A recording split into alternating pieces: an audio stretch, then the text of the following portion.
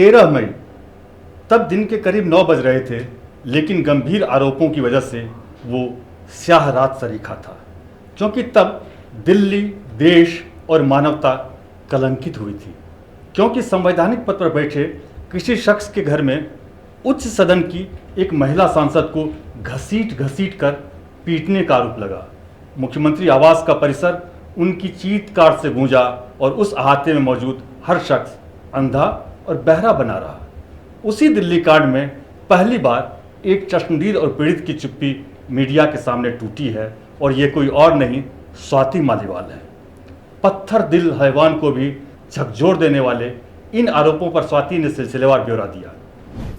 उन्होंने मुझे 7-8 थप्पड़ पूरी जोर से मारे। मैं सोफे पे बैठी थी, वो सामने खड़े थे और वो मारे ही जा रहे थे। मुझे बिल्कुल समझ नहीं आया कि क्या हुआ। इतने में मैंने अपने आप को बचाने के लिए अपने पैर से उनको पुश करने की कोशिश करी।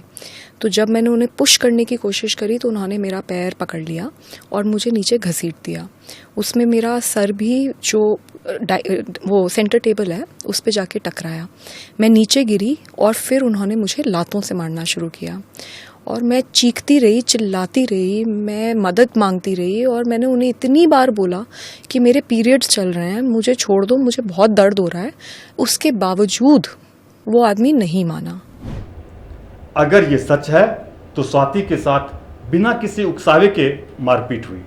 स्वाति ने यह तो साफ कर दिया कि मारपीट करने वाला विभव यानी अरविंद केजरीवाल का पूर्व निजी सहायक था, लेकिन उन्होंने वहां से कुछ दूर अपने घर में मौजूद मुख्यमंत्री का नाम पीसीआर कॉल में क्यों लिया? हाँ, मैं ये भी है, लेकिन मैं किसी को क्लीन चिट नहीं दे रही, क्योंकि फैक्ट ये है कि मैं ड्राइंग रूम में थी, अरविंद जी घर पे थे और मुझे बहुत बुरी तरीके से पीटा गया।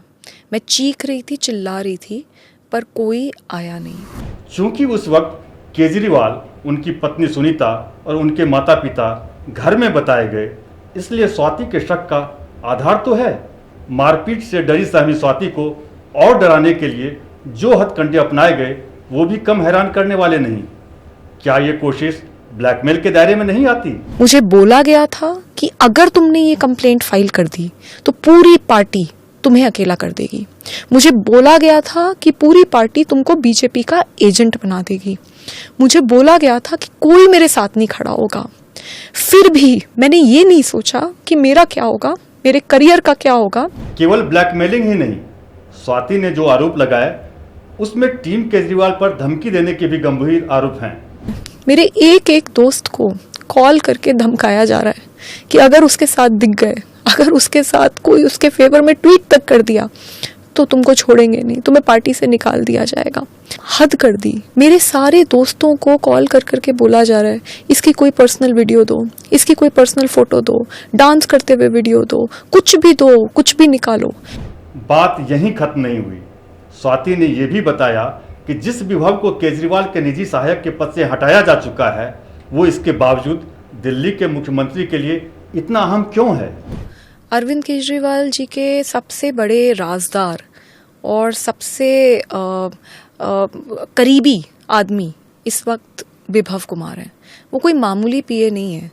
अगर आप उनका घर देखें तो उनका घर इतना आलीशान उनको घर दिया गया है, इतना तो किसी मंत्री को भी दिल्ली में नहीं घर मिला हुआ है। तो वो एक बहुत रसूखदार और बहुत पावरफुल आदमी है इस वक्त इस पूरी पार्टी में, और पूरी पार्टी उनसे डरती है और उनके ऊपर असॉल्ट का केस पहले भी हो रखा है।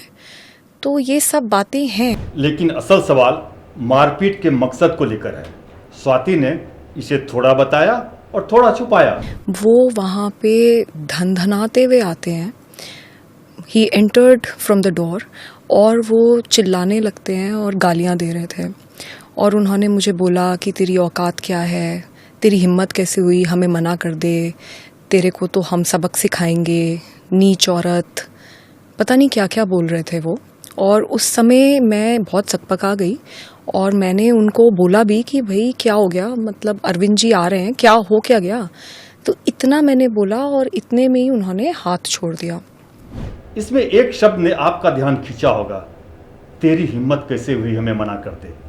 ये किस संदर्भ में कहा गया जांच से पता चलेगा, लेकिन जिस राज्यसभा की सीट को लेकर तमाम तरह की अटकलें लगने लगी उस पर स्वाति ने अपनी चुप्पी तोड़ी। देखिए, अगर मेरी राज्यसभा की सीट उनको वापस चाहिए थी, अगर वो प्यार से मांगते तो मैं जान दे देती। एमपी तो बहुत छोटी बात है। तो मेरे को एमपी शिप की कोई लालसा नहीं है।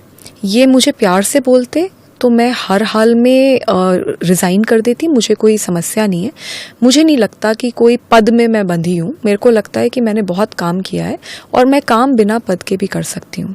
लेकिन जिस तरीके से इन्होंने मुझे मारा और पीटा है, अब चाहे दुनिया की कोई शक्ति लग जाए, मैं किसी भी हाल में रिज़ाइन नहीं करूँगी। स्वाति ने दावा किया कि संजय सिंह पूरे मामले की लीपापोती के लिए उनके घर आए, इंसाफ दिलाने का स्वांग रचा, लेकिन एक ही दिन बाद संजय और केजरीवाल के साथ आरोपी को देखकर उसका सब्र टूट गया।